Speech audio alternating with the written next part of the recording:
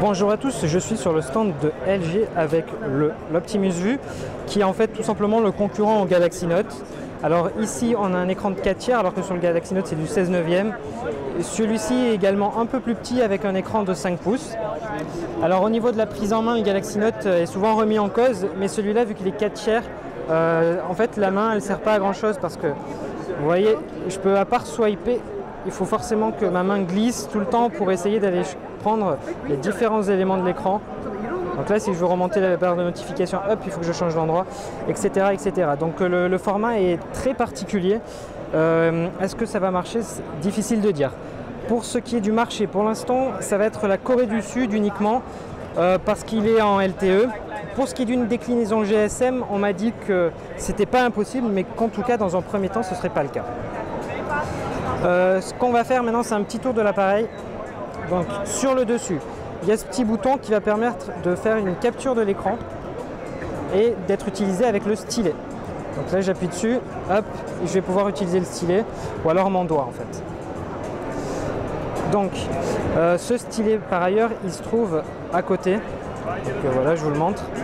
Vous remarquez qu'il est donc épais parce que tout simplement il ne rentre pas dans le téléphone. Ça veut dire qu'il va falloir forcément que vous le gardiez tout le temps avec vous. Pas forcément très pratique. Juste à côté de ce bouton, il y a un micro USB avec la particularité d'avoir un petit cache. Voilà, c'est ce qui est pratique. Ensuite, à côté, il y a un bouton on-off. Et sachant que c'est réservé pour la télé, la Corée, il y a une petite antenne pour la télé. Donc quand on va la déployer au maximum, vous allez voir ce que ça donne.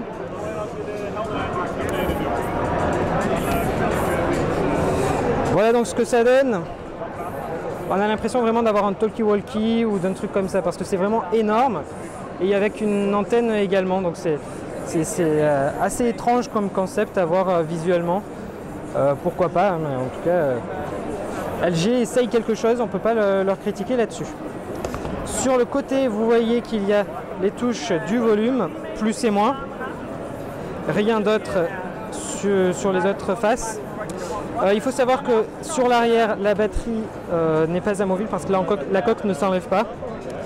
Et ici, il y a un lecteur de carte micro SD et pas de lecteur de carte SIM parce que vu que c'est pour la Corée, c'est du CDMA, donc pas de carte SIM. Sur le dessus, ici, c'est un capteur de 8 mégapixels qui va faire des vidéos en 1080p à 30 fps. Et sur l'avant, juste ici, je ne sais pas si vous arriverez à la voir, c'est une caméra frontale, si je dis pas de bêtises, qui fait du 1,3 mégapixels. Donc sur l'arrière, au niveau du revêtement, c'est du plastique et qui fait un peu penser au Prada en fait. Et sur le bas, il y a les haut-parleurs. Voilà, ici deux vis, assez étranges parce qu'on n'en a généralement pas sur les smartphones. Je ne sais pas pourquoi particulièrement on en retrouve sur celui-ci. Au niveau du téléphone en lui-même, il est sur Android 2.3 alias Gingerbread. Une mise à jour est prévue, mais bon, pour rappel, l'an dernier, LG avait promis une mise à jour dans le même style pour l'Optimus 2X, qui arrivait 6 mois après. Donc pour ce téléphone, Ice Cream Sandwich arrivera probablement un jour, mais on ne sait pas quand. Au niveau de la connectivité également, il est LTE, c'est-à-dire qu'il va très vite. Comme j'ai vu un speed test tout à l'heure, je vous mettrai une capture d'écran sur l'article et vous verrez que c'est extrêmement rapide comme réseau et le téléphone marche très bien par ailleurs. Donc pour ce qui est de la couche, c'est celle d'LG de base. Voilà, avec une petite évolution par rapport à ce qu'on retrouvait avant. C'est assez fluide comme vous pouvez le remarquer. Voilà. Donc sur le bas, vous voyez que c'est des touches tactiles un peu à l'ancienne, donc avec les 4. Ça va être utilisé sur Ice Cream Sandwich, mais pas forcément optimisé à 100%. Maintenant, on va regarder le petit stylet, donc on va utiliser l'application Notebook.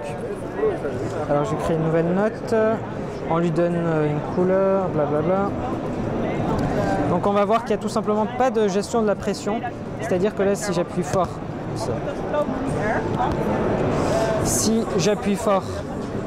voilà, si j'appuie légèrement, c'est exactement le même trait. Donc d'une, c'est un stylet qui n'est pas intégré et en plus il ne gère pas la pression, donc c'est presque 2 points négatifs en un. La copie sur Samsung est assez mauvaise sur ce point-là. Ensuite, en regardant les applications, il n'y a rien de très particulier. On voit qu'il y a une connectivité NFC. Alors pour ce qui est de la connectivité, il y a forcément du Wi-Fi, Bluetooth, etc. comme on a l'habitude de voir. Pour la batterie, qu'on ne voit pas forcément parce que non amovible, elle fait 2080 mAh. Là où le Galaxy Note était beaucoup plus important, j'ai un peu peur que l'autonomie soit un peu limite avec celui-ci, du style une journée. Pour ce qui est du processeur, c'est un Qualcomm MSM 8660 qui est un double cœur à 1,5 GHz. Donc c'est un processeur qui fait un peu de 2011. Dommage que LG l'ait utilisé pour cet écran qui affiche une résolution HD, donc du 1024 par 720 pixels pour environ 250 pixels par pouce. Au niveau des dimensions, ça fait 8,5 mm en d'épaisseur. Pour ce qui est de la largeur, ça fait tout de même 9 cm, c'est relativement important. Et sur la hauteur, c'est 139 mm. Voilà, donc il est bien évidemment multi-touch, a une compatibilité Dolby Mobile Sound, donc relativement intéressant. Pour la mémoire interne, c'est du 32 Go. Pour la mémoire vive, c'est 1 Go aussi.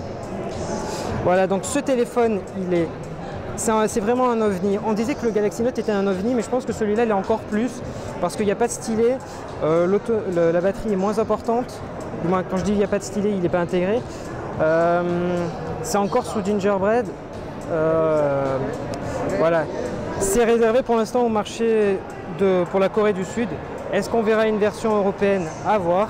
Mais en tout cas, c'est vraiment un concept dans lequel se lance LG avec ce téléphone.